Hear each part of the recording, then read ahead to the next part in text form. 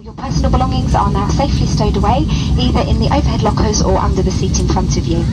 For customers who are sitting in a front row seat or an emergency exit row, you should now place all items into the overhead lockers, leaving the floor and surrounding area around your seat completely clear.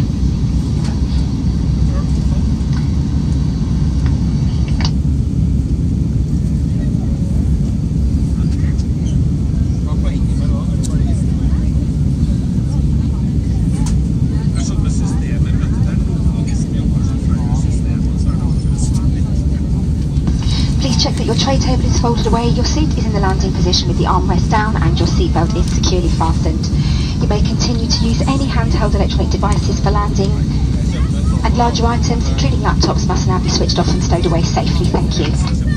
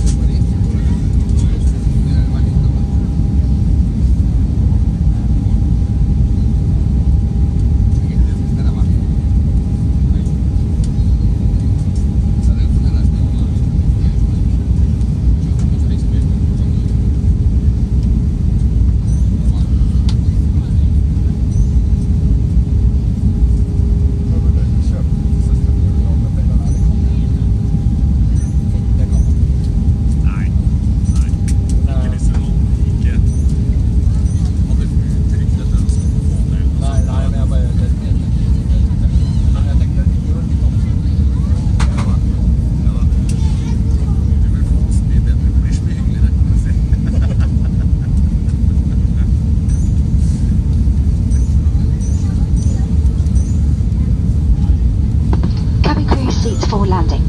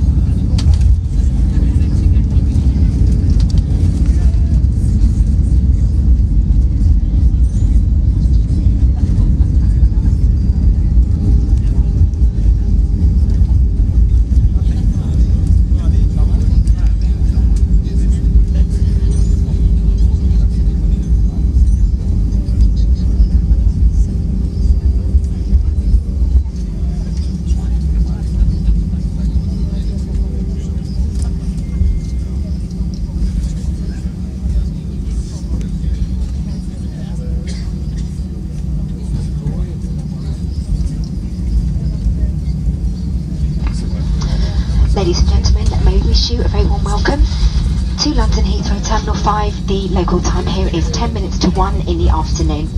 Please do remain seated with your seatbelt fastened until the fasten seatbelt signs have been switched off. You may now make and receive calls as well as use all data services on your handheld electronic devices.